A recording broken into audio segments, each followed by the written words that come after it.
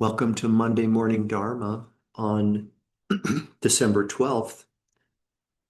Let's go ahead. Whoops. You can't hear. You can't. Friday morning Dharma. Oh, You said Friday Monday. morning Dharma. Right. I got the date right. Yeah. We're getting confused here. Friday morning.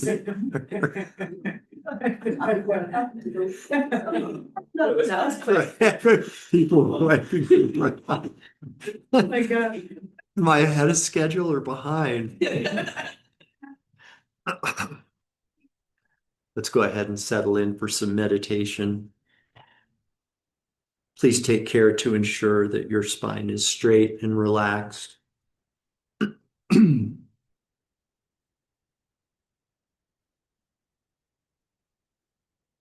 Please give yourself permission to go fully inward with this morning's meditation.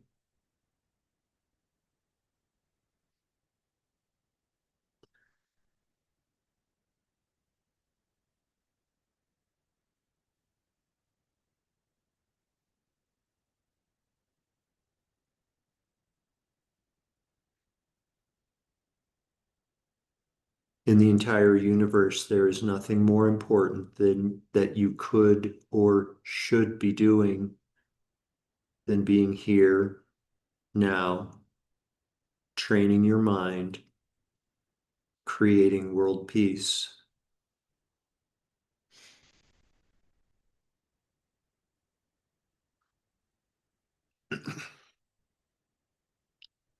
Please bring your awareness to the crown of your head, to your scalp in particular. And I'd like you to allow at once all of the tiny muscles and nerves that support your scalp to become loose and completely relaxed.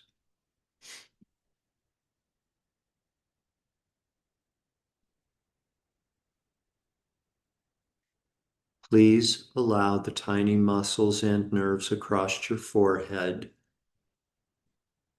the tiny muscles that support your eyebrows, and all of the muscles in your face to become soft and completely relaxed. Your facial muscles become so soft and relaxed that it might feel as though the pores of your skin are opening up now.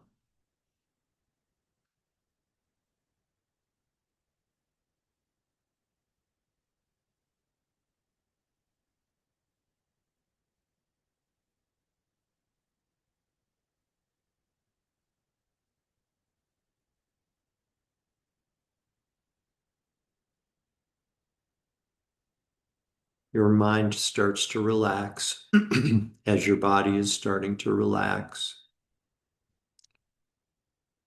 And for the remainder of our meditation this morning, I would invite you to bring your awareness not only to the sound of the words that you hear,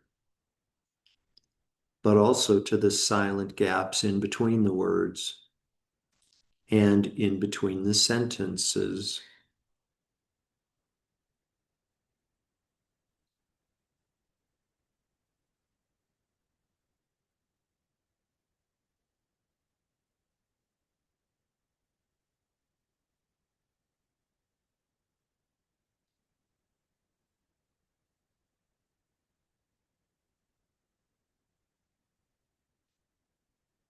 Please allow the tiny muscles that support your jaw to become soft and relaxed.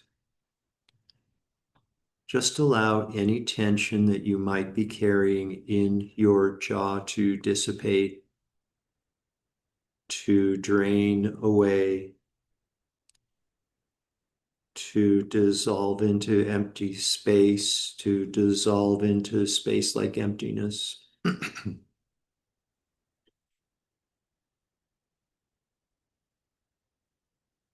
Your jaw, your jaw may start to feel a bit heavier now. And it takes a gentle and deliberate effort to keep your jaw from dropping open.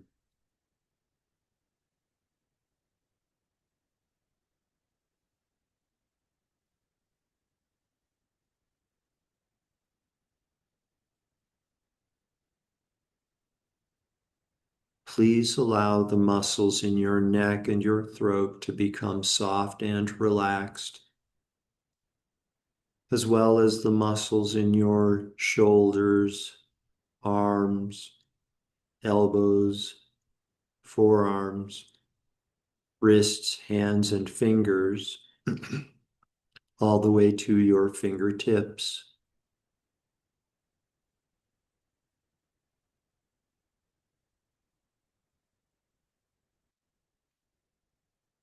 And your hands now might feel a bit warmer and heavier as they rest in your lap.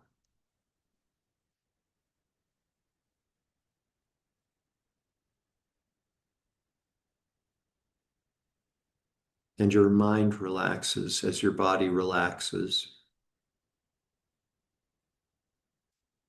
And please continue to be aware of the silent gaps.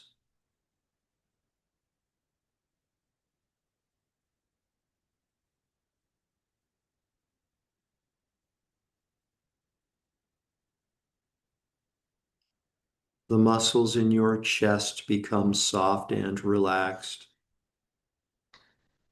and your lungs are able to perform perfectly and without effort their natural function of breathing.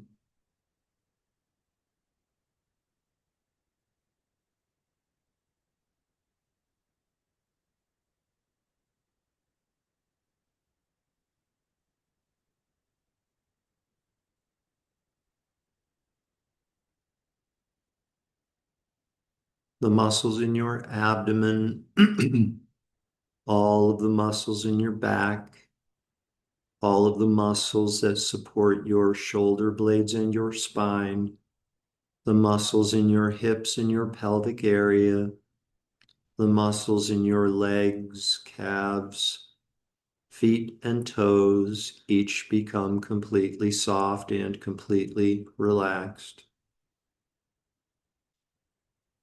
Even the muscles in the soles of your feet become soft and relaxed. Even the tiny muscles and nerves at the tips of your toes become soft and relaxed. You're like a mountain with consciousness now, balanced, grounded, stable, with ancient wisdom awareness.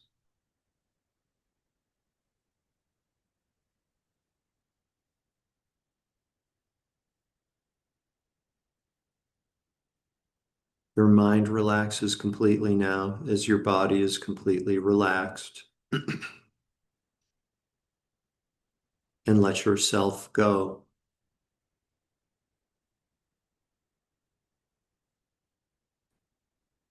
All of the difficulties you experience in your life without exception arise from this confused notion of self and other.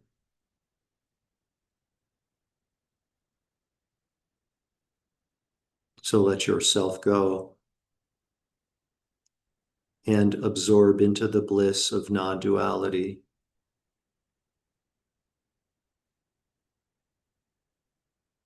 You are not the mountain,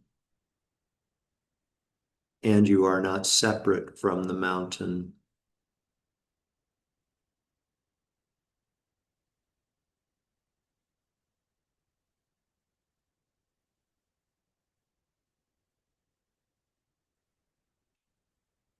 In the space before you is living Medicine Buddha. Medicine Buddha has a blue-colored body of light and sits cross-legged on the seat of a lotus flower. Medicine Buddha's left hand rests in her lap with her palm facing upwards, in the mudra of meditative equipoise. In the palm of her left hand, she holds a bowl of healing medicine nectar. Her right hand extends over her right knee with her palm facing forward. In the mudra of supreme giving, Between the thumb and index finger of her right hand, she holds the stem of a healing medicinal plant. Tathagata Medicine Buddha is the synthesis of all healing Buddhas and Bodhisattvas of the past, present, and future. A perfectly clear visualization of the healing Buddha is not important. What is important is for you to know that she occupies the space in front of you.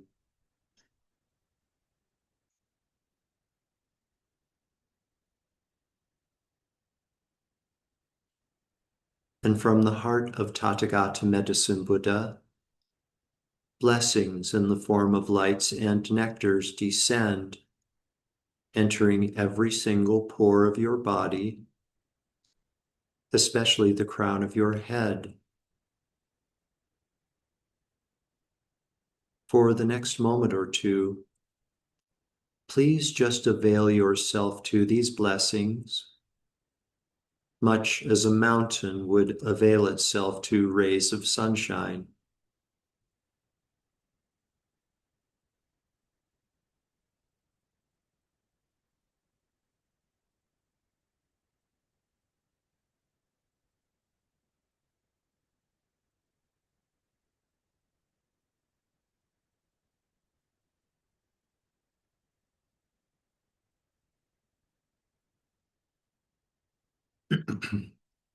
With great delight, Tathagata Medicine Buddha comes to the crown of your head, positions herself such that she's facing the same direction as you, and diminishes in size to that of a sesame seed.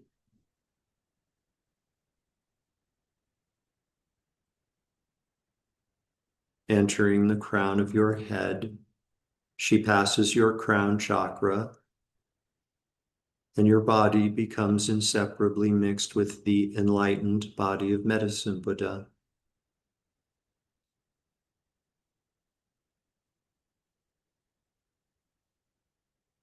Descending down through the center of your body, easily and gently, she passes your throat chakra,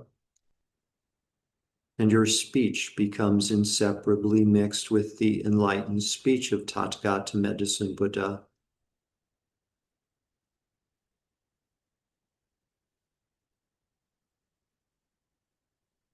Descending still further, easily and gently, she comes to the center of your chest, which is where your heart chakra is located. And at the center of your heart chakra is your root consciousness. Medicine Buddha absorbs into your root consciousness, and your mind becomes inseparably mixed with the enlightened mind of Tathagata Medicine Buddha. Your channels, your internal energy winds, your chakras, your physical body, and your mind are all inseparably mixed with enlightened consciousness.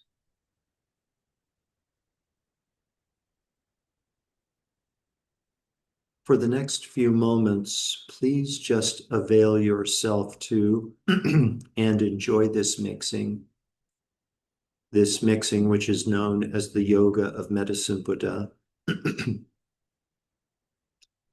Please feel free to conjoin your practice of the Yoga of Medicine Buddha with meditation on the inner body. And you can know that anywhere you observe a sensation, there is consciousness at that place. And because your mind is now mixed with the mind of Medicine Buddha, there is necessarily enlightened consciousness at that place.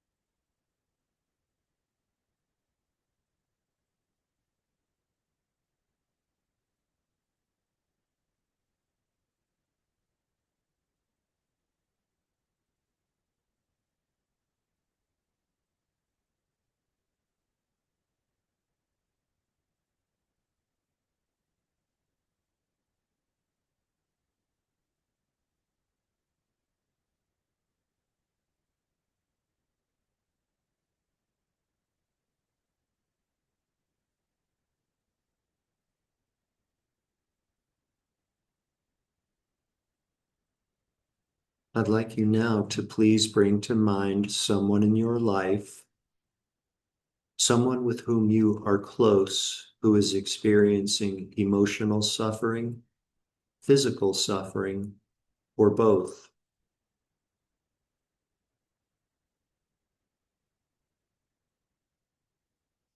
I'd like you now to imagine that this person is seated in the space in front of you, facing you, with their eyes at the level of your eyes.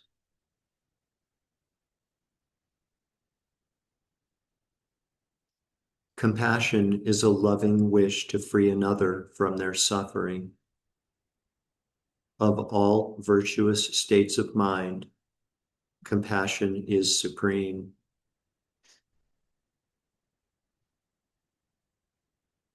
So for the next few moments, I'd like you to please just rest in your heart of compassion. How wonderful it would be if this person could be completely free of that which ails them. More than anything else in the entire world, without expectation of an outcome, I wish for this now.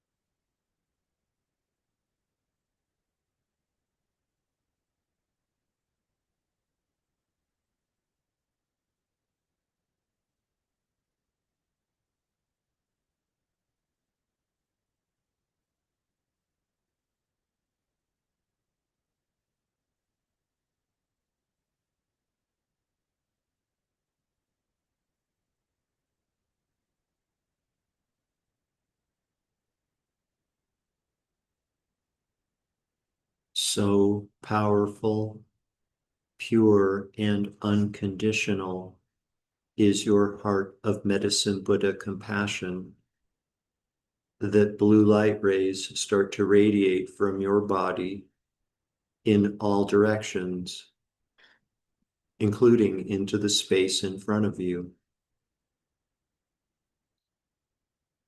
This blue light touches the person who is your object of meditation and envelops them completely.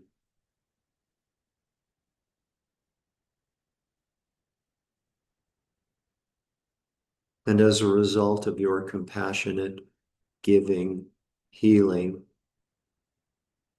there's a marked change of the appearance of the person seated in the space in front of you. Their color is better. There's an expression of ease and peace that has been missing for a long time, just as though the weight of the world has been lifted from their shoulders.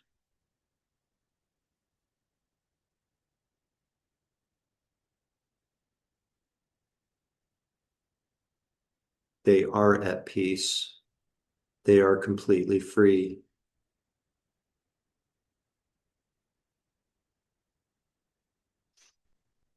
You can know that your own peace and freedom are not separate from the peace and freedom of the person seated in the space in front of you. So, for the last couple of moments of this meditation, please just rest and share in this peace and freedom with the person seated in the space in front of you.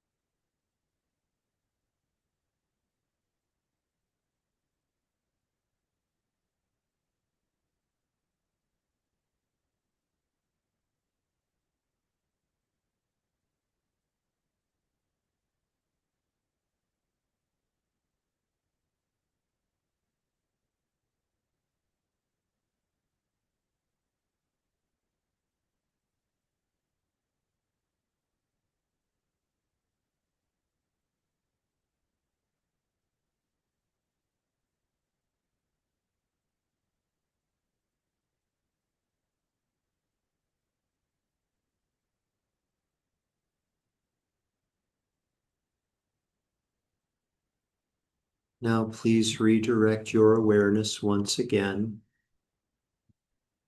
Become aware again of this collection of parts we've agreed to label physical body, and allow your breathing to become less shallow.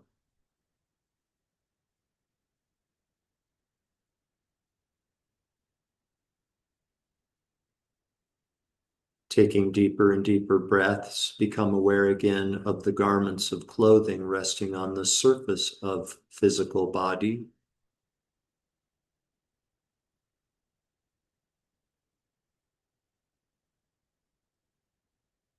Become aware again of your surroundings inside the room that you're occupying. Deeper and deeper breaths, becoming aware again of the world that exists outside of the room that you're occupying.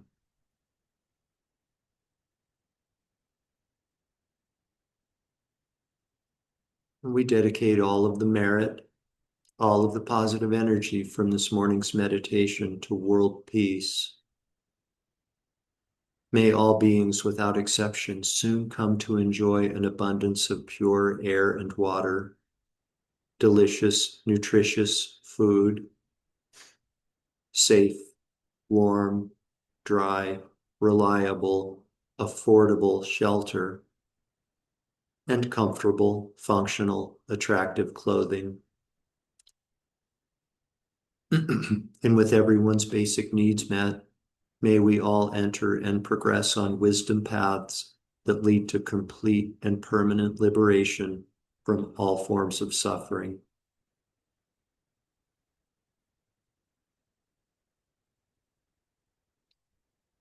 Completely fill up your belly and lungs with air And when you're ready, you can open your eyes and bring your meditation to an end.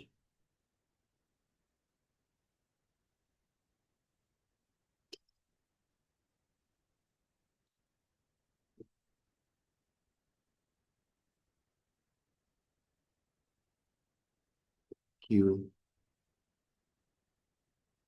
So before I let you guys out of here, before I let you Zoomers go, just a little bit more about this giving topic, this subject of giving and receiving.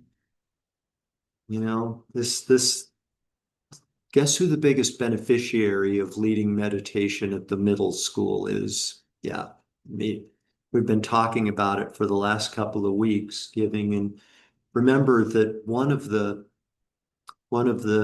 important takeaways from our discussion, both at the middle school and here on in Friday's class, was that giving is impossible unless there's a receiver. We have to, we have to be, not have to, it's advisable. It may be beneficial for us to allow ourselves to be the receiver such that others have an opportunity to give. So that means that we're actually giving. By receiving, we're giving the giver the opportunity to give. So many different layers to this. And kind of the one that came up, I guess, on Wednesday was that we talk a lot about unconditional giving. Maybe we do talk about unconditional giving. What does it mean to be an unconditional receiver, to receive unconditionally? We can answer that for ourselves, you know. It's like sometimes we receive things and we don't really care for it, so we maybe might take it to the thrift store, maybe even take it to a thrift store in Tucson so that if somebody happens to be shopping at Single Socks, they won't see it in there. Yeah. One of the teachers talked about um, regifting, and he said that he has like an arrangement with a friend of his whereby they sort of like give each other permission to regift something if what they receive doesn't land for them. Is that unconditional receiving? It doesn't feel like it to me. No. What would happen if you received a blouse or a shirt that wasn't your color, wasn't your style, wasn't right for whatever reason, and you wore it anyways? Yeah. We can answer that for ourselves. I can tell you with a high degree of certainty that we won't die. We won't die if we wear a shirt that's not the right color for us. And I think that it would probably be yet another tool that helps chip away at this sense of self, this I, you know, this color is good for me, and and me and I, and it does this, it like imparts qualities and benefits. This inanimate object like puffs up this sense of self, you know. What if we experimented with just wearing the darn thing, or the household knickknack that we receive that's like it's not exactly, it doesn't go with the rest of my decor. Put it out anyways and see what happens. Yeah. Anyways, really fun to think about, I think. Yeah. Potential for great growth there. All right, 9:02, you guys. Thank you. Have a great day, a great weekend. Yeah. Thank you, Jeff. Bye bye. You're so welcome.